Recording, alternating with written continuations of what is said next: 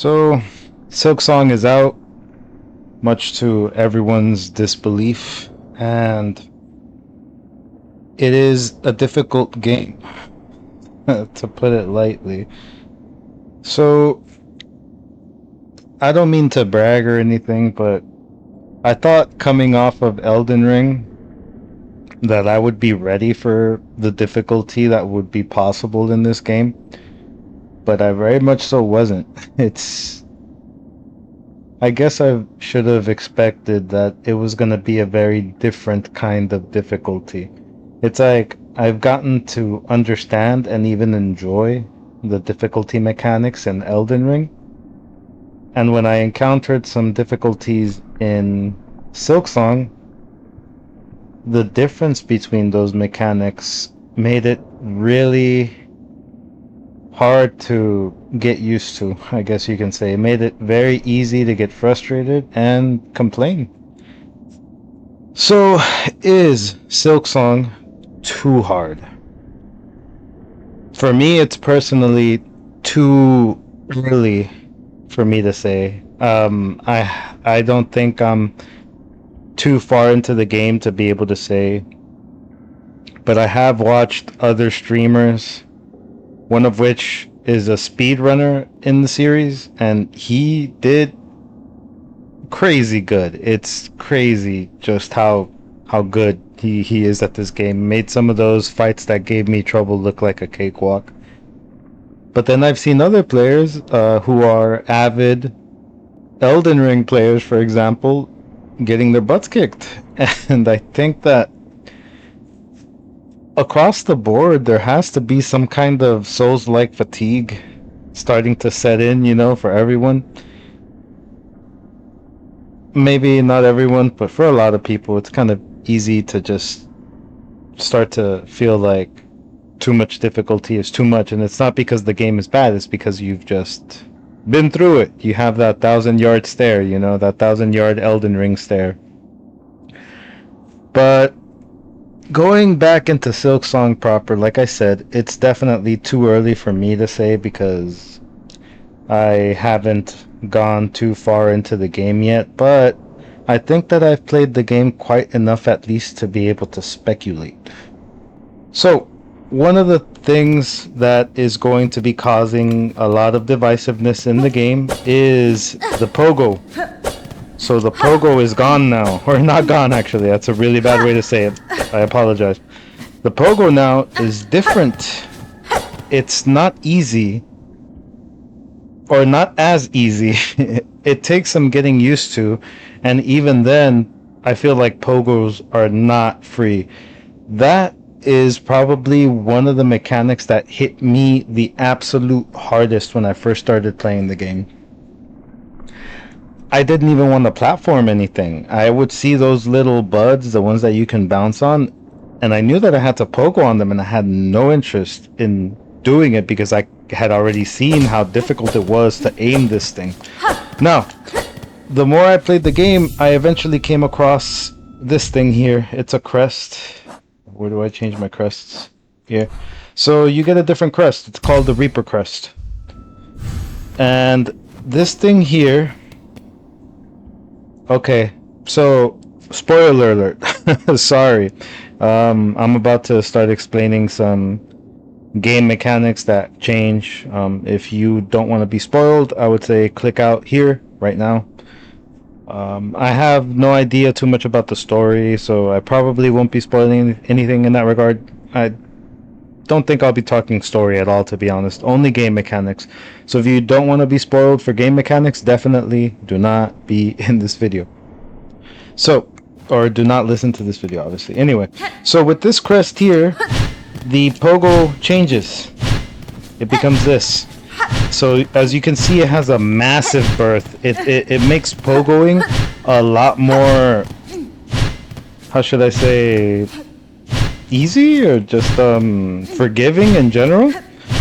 But it changes this here, this attack, your forward attack, it changes. As you can see, it has a smaller berth. It's either up or down, which was totally fine with me at first when I first started playing the game, but then I noticed that some enemies would skirt right over it or be under it occasionally if I wasn't keeping in mind that my next attack was either going to come from the bottom or the top. Some enemies I couldn't hit over and over again because they were either too short or they were coming at me from the sky, and hitting downwards meant that I would miss them. So it comes at a price. It's probably another one of those things that you can get used to. It's possible that Team Cherry did this so that we could have another pogoing option, but at a cost, you know what I mean? Maybe it wouldn't be as simple or easy for everyone, but there is that option. So the interesting thing is that I stuck with that for a while, and then eventually I decided, no, I'm gonna go back to the Hunter Crest. So I've been doing this pogo here. And as you can see, the regular attack has a wider berth, whether it comes from the top or the bottom. It looks like it's the bottom has it's different, right? Like one of those attacks might be sweeping across her back a little bit more readily, you know, than the other one. But overall, this is a more forgiving attack on the ground, just in general. Of course, you pay for it by having this much more difficult pogo to master. But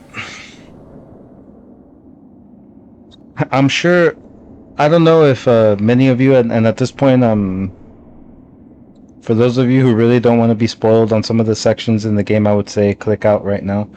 But for those of you who have been playing the game, I'm sure you know this area here when you come into contact with the ants. So there's a section in the game where you start dealing with a bunch of ants.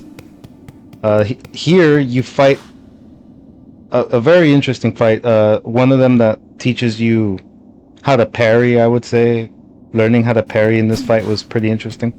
But for the most part, what you get are these rosebuds here. And what they do is that well, it isn't the first time you encounter these rosebuds or anything that you can bounce on in general, but they are set up in a way that is a little bit more difficult than was prior. And those red spikes below, it seems you are not able to pogo on, like some of the metal spikes in the game. So it looks like Team Cherry decided this is where players are going to learn how to pogo. And this is where players are going to learn how to fight, because these ants are no joke. Even the simple ones. This one here, look. As soon as he sees me, when he gets to the end, he turns around really quick. He charges me. And in a game like this, it's actually pretty punishing the more you get hit. Look, well, there it is. I just got hit. But yeah, so you get introduced to difficult enemies and pogoing. As you can see here, there's 3 of those blossoms there, and there's a spike pit right underneath. So there's even more up here, and there's these enemies here. These 2 are relatively simple, but not that easy. So you have to get all the way up there, and it makes you practice how to pogo, right? And at the very end of this circuit, there's actually something of a boss battle. It's more like a gauntlet. You fight a bunch of ant warriors, some of which you have to fight during the run back. So it's like Team Cherry put together a run back that exposes you to the enemies that you're going to fight at the very end of the gauntlet. So it seems pretty deliberate if you pay attention. But the things that they're teaching you here is pretty interesting. What I found out is that they want you to learn how to pogo and to learn how to fight and kill enemies, right? So one of the things that this game made me used to when I first started playing it was saving my thread for when I needed health, because I was getting hit a lot, and well, that unfortunately was preventing me from getting good. So I'm going to point something out here. If you take a look at this enemy here that's about to come towards me, it takes 4 hits to kill him. 1, 2, 3, and 4. So that's quite a lot, actually, especially if there's multiple of them, you know, you have to deal with. But here's the kicker, or here's what I think Team Cherry wanted you to learn. They wanted you to be aggressive, to put in damage. So as tempting as it is to save your thread for healing, you can also do this. Okay, that's 1. And that's it. Instead of taking 4 hits, it only took 2. 1 with the thread and then 1 regular hit. So from what I understand is that a needle, the spear throw, is worth 3 standard hits, and at least in the early game. I have no idea if it's going to change later. But that's one of the things that I think Team Cherry wants you to learn on this run back specifically. And that's just aside from all of these rosebuds here that you have. So, like I said, there is plenty of practice to be had in this area in terms of rosebuds, in terms of platforming and fighting enemies. So I think it's easy to miss this when you're out here being angry about the run back, which happened to me. I was very angry that I had to run from all the way down there to get to the gauntlet where they wanted me to go. But I think Team Cherry was being deliberate about it. They wanted you to stop and realize that you just aren't good enough yet, and that you need to stop, practice on your pogo, practice on killing the enemies, and then you could move along. So for a lot of people, I think that's going to be too much. Chances are that this is where a lot of people are going to drop the game. And at that point in time, I'm going to encourage you not to. The way I see it, these ants, there are teachers, and that is such a cool thing, because ants in real life are some very militant MFers.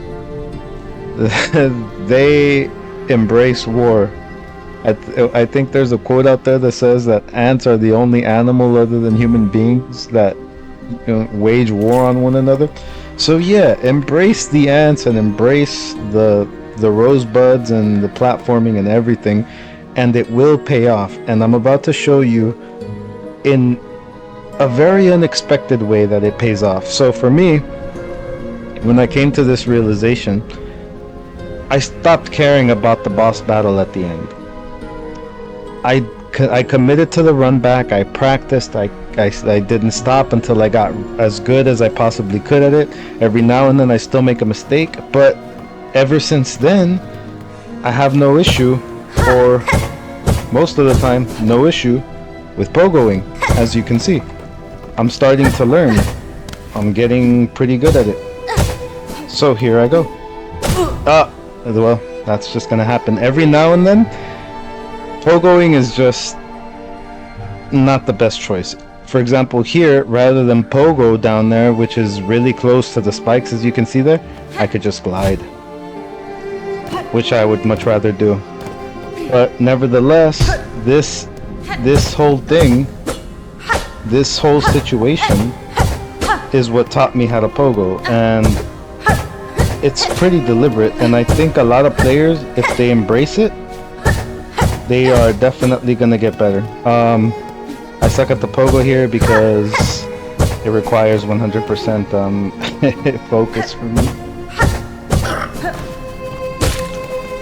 Okay, so here we are in the next section of the run back, and here you have to fight. I'm gonna play it safe because there's a really big reward at the end of this that I don't want to lose. So, and for those of you who are smart, you probably already know what that is. But here we're in the second section of the run back, and here we get introduced to this guy, one of which we have to, or two of which we have to fight in the gauntlet. Whoops. Whoa! I'm so bad right now. I really need to focus. I really need to focus.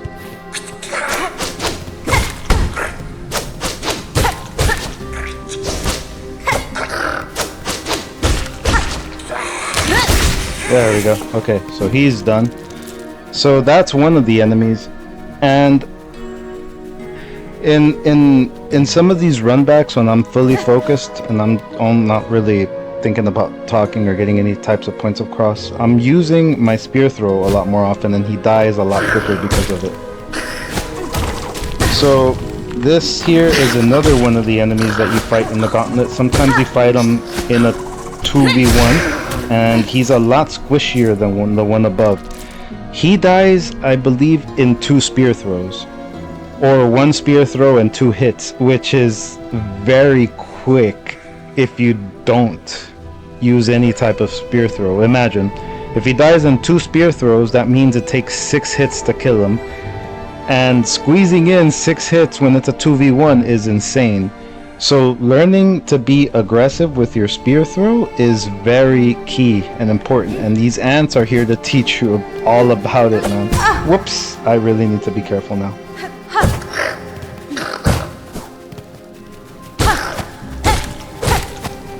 Okay.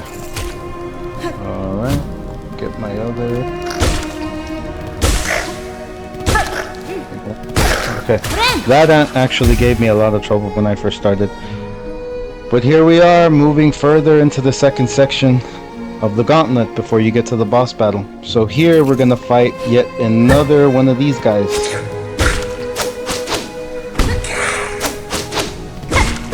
And you can... Whoops. Whoops. Okay. So he's gone. So... now that he's gone, there's one guy up there. That's another bit of practice that you can get before you move on to the gauntlet. So, since I already know how to deal with it, and I know how to deal with these flying creatures, which you also encounter in the gauntlet, by the way, I can just get up there and finish him up. I'm gonna play it safe. So, I'm gonna get this. And then, now he's dead. So, running that gauntlet, I picked up 76 rosaries.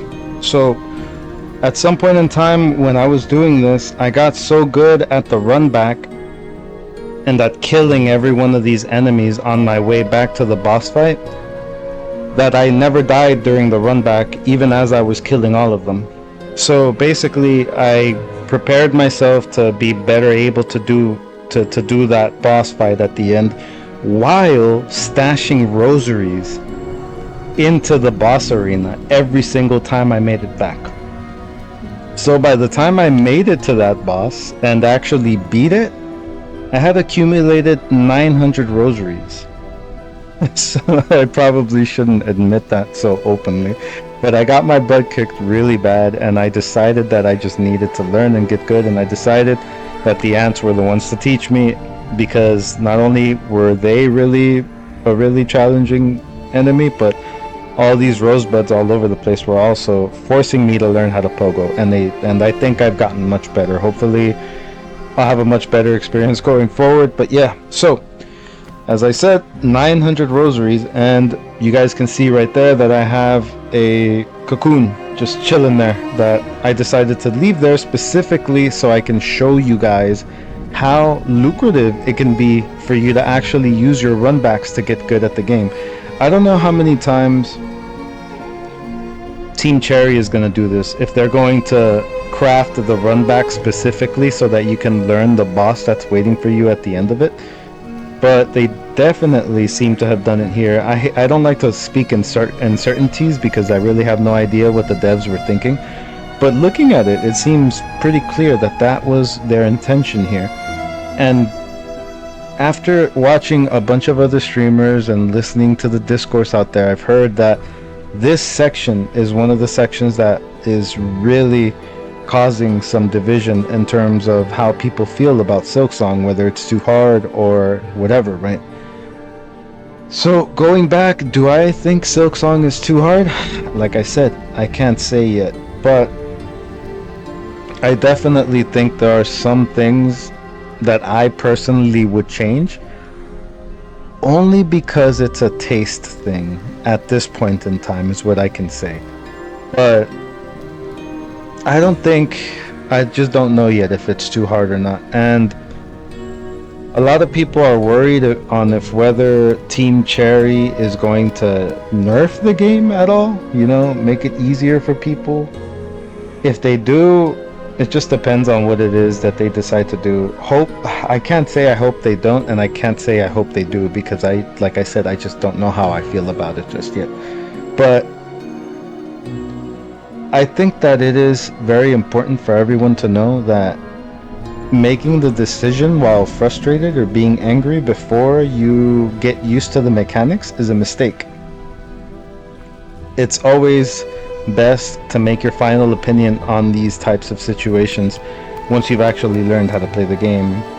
It makes for much more constructive discussion. So anyway, how much do you guys think is in that cocoon?